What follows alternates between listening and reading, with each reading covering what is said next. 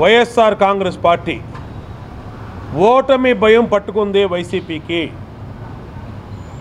ఓటమి భయంతో అనేక రకాలుగా శతవిధాలుగా ఏదో ఒక తిమ్మిని బొమ్మిని చేసినా మళ్ళీ అధికారంలోకి రావాలని జగన్మోహన్ రెడ్డి ప్రయత్నం చేస్తూ ఉన్నాడు. జగన్మోహన్ రెడ్డి చేసే ప్రయత్నాలు రాష్ట్ర ప్రజలు తిప్పికొడతా ఉన్నారు. ఎందుకంటే ఐపాక్ సర్వే కానిచ్చి జగన్మోహన్ రెడ్డి జాతీయ స్థాయిలో చేపించుకున్నటువంటి ప్రముఖమైనటువంటి కంపెనీలన్నీ కూడా రాష్ట్రంలో సర్వే చేసి జగన్ ఓటమి తప్పదు అన్నీ ఇచ్చినవి ఒకటే ఇచ్చారు. అతను అనేక సర్వేలు చేపించుకున్న దాంట్లో ఐపాక్ కానిచ్చి జాతీయ స్థాయిలో ప్రముఖ సర్వే సంస్థలన్నీ కూడా ఆయన చేపించుకున్న సర్వేల్లో జనసేన తెలుగుదేశం పార్టీ కూటమి ముందు వైసీపీ ఓటమి తప్పదని చెప్పి ఆయనకి ఇచ్చారు.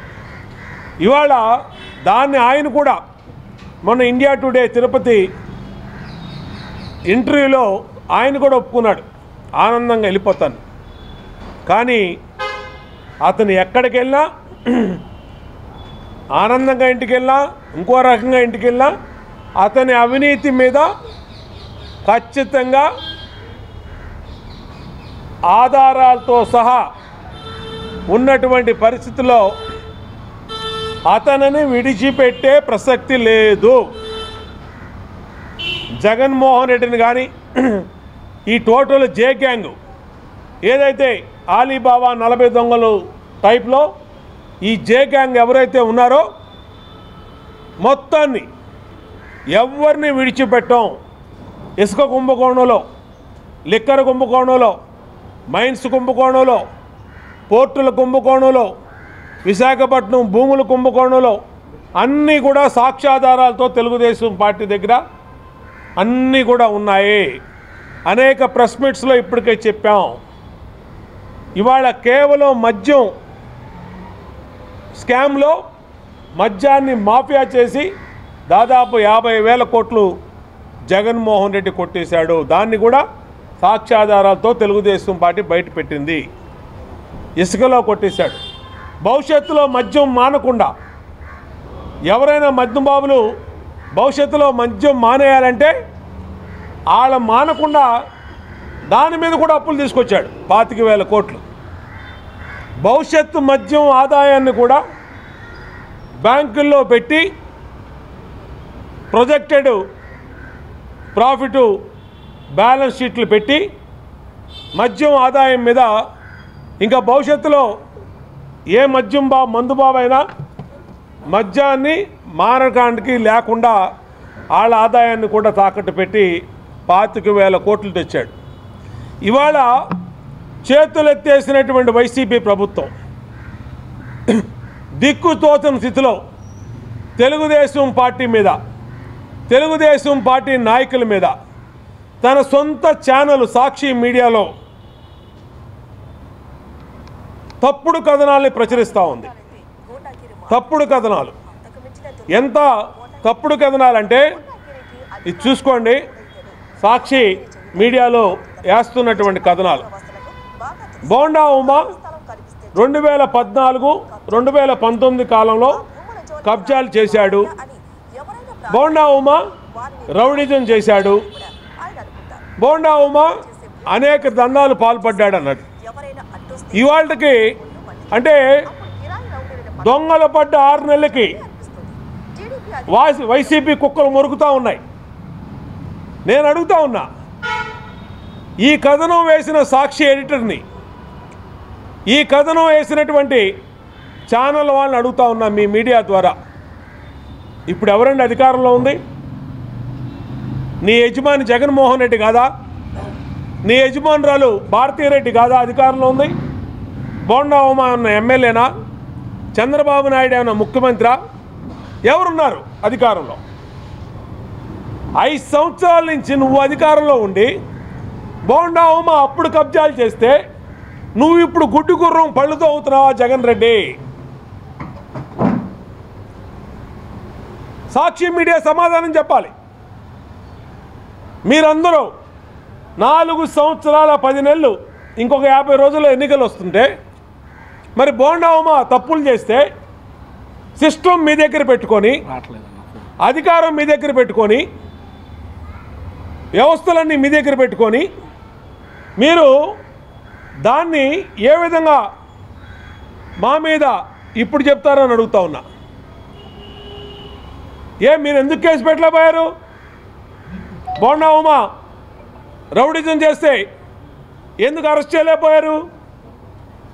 బోండా ఉమ భూ కబ్జాలు చేస్తే ఎందుకు చూపించలేకపోతున్నారు? ఇప్పుడు అధికారం మీదే కదా, సిస్టమ్ మీ దగ్గర ఉంది. చీఫ్ సెక్రటరీ కానించి విఆర్ఓ వరకు, అటెండర్ వరకు మీ చేతుల్లో ఉన్నారు. కలెక్టర్లు కానీ, ఎంఆర్ఓలు కానీ, జాయింట్ కలెక్టర్లు కానీ అందరూ మీ ఆధీనంలో ఉన్నారు. వేయండి, ఒక ఎంక్వైరీ వేయండి. లేదంటే ఎవరు భూమిని కబ్జా చేశారో చూపించండి. బోండా ఉమ మీద ఎందుకు మీరు చర్యలు తీసుకోలేకపోయారు? అంటే ఈరోజు ఓటమి భయం పట్టుకున్నటువంటి జగన్మోహన్ రెడ్డి తెలుగుదేశం పార్టీ మీద విషం కక్కుతా ఉన్నాడు. తెలుగుదేశం పార్టీ నాయకుల మీద సొంత పత్రిక అబద్ధాల సాక్షి, సొంత ఎలక్ట్రానిక్ మీడియా అబద్ధాల సాక్షి ఛానల్ ద్వారా కథనాలు అల్లుతూ ఉన్నాడు. నేను దీన్ని విడిచిపెట్టను, గుర్తుపెట్టుకో. దీన్ని ఆల్రెడీ 10 కోట్లకి డిఫర్మేషన్ షూట్ వేస్తున్నాం మీ మీద. ఆల్రెడీ మొత్తం పేపర్లు అన్నీ కూడా లాయర్కి ఇచ్చాం. క్రిమినల్ ప్రొసీడింగ్స్ రెడీ చేస్తూ ఉన్నాం. నేను అడుగుతా ఉన్నా, మీరు అధికారులు ఇంకా 50 రోజులు ఉంటారు. ఇంకొక 40 రోజులు 50 రోజులు మీరు అధికారులు ఉంటారు. ఎన్నికలు జరుగుతాయి. ఇప్పుడుకైనా రండి.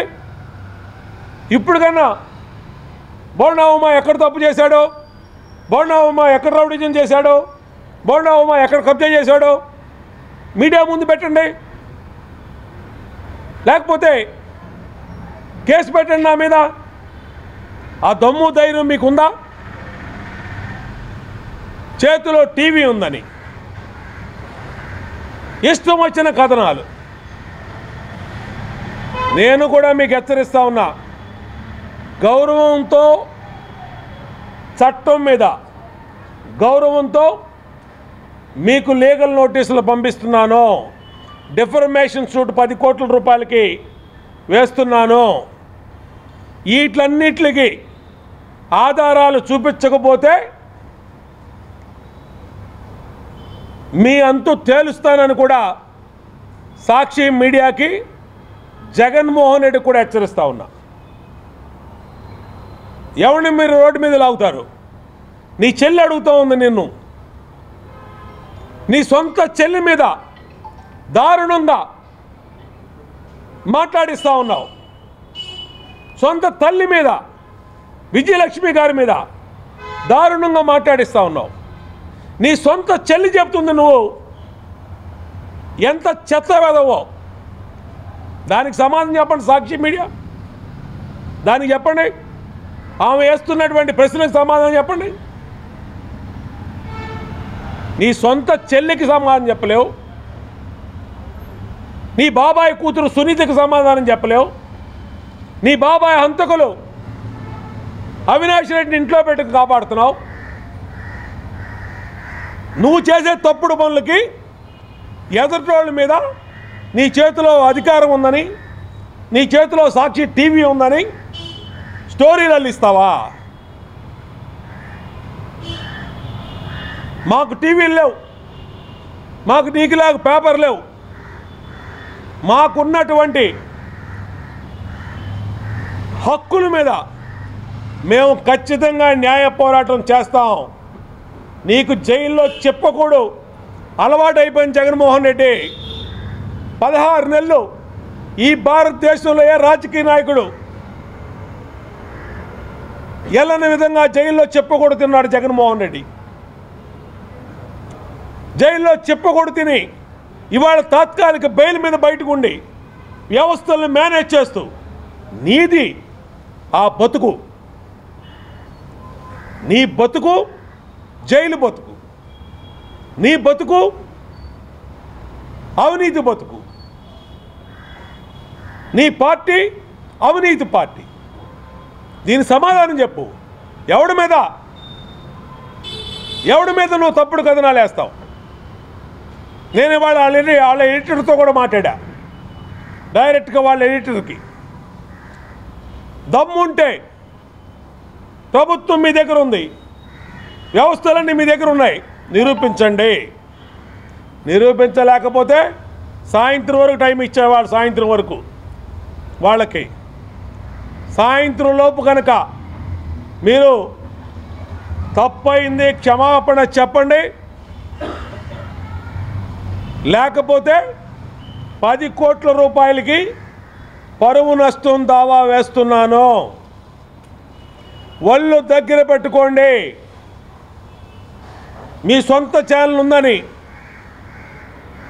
మీ సొంత చెల్లెలు తిట్టిస్తున్నట్టు, మీ సొంత తల్లిని తిట్టిస్తున్నట్టు, మీ బాబాయ్ కూతురు సునీతమ్మను తిట్టిస్తున్నట్టు మా జోలికి వచ్చావంటే ఊరుకునే ప్రసక్తి లేదు.